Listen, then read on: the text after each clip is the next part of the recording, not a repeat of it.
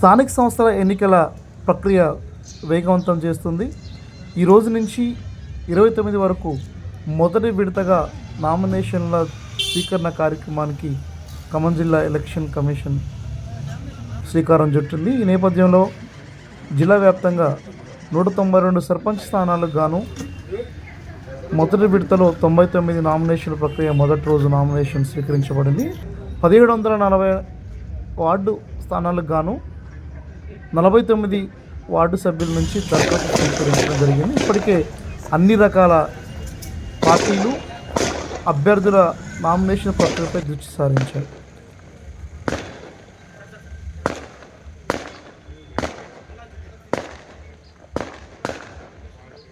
Nomination వేసేందుకు సిద్ధంగా ఉన్నారో కూడా పూర్తిగా వాళ్ళని అడిగి తెలుసుకుందాం.